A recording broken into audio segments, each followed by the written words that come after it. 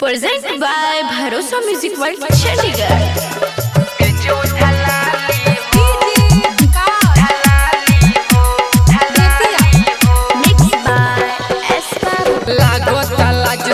कैसे बताई तू ही लगा दे तू कोनो उपाय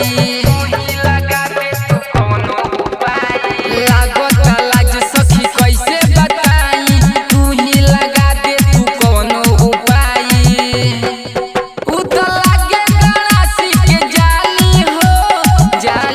हो ए सखी धावे में सैया हमर बेचो थलाली हो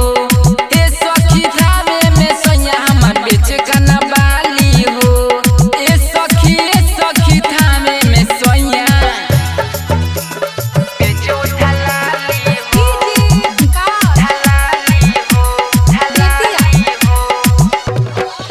कबो मिलल ना ससुरा के सुख बोल कहीं हमके करा से कबो मिलल ना ससुरा के सुख बोल कहीं हमके करा से बेचे हंस हंस के सब माल सस्ते जैसे हमारा खाली अपने घरे मानी हो ए सखी थावे में सैया हमर बेचो ठलाली हो ए सखी थावे में सैया हमर बेचे कना बाली हो ए सखी थावे में सैया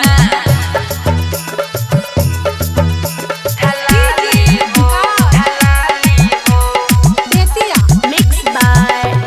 Esparu. कोरी का हमहू बेचारी नहीं बुझेले बलमाया नारी कोरी का हमहू बेचारी नहीं बुझेले बीरस बिहारी सत्य मुराली बैठी दुआरी खाली एक गो पतिया कहे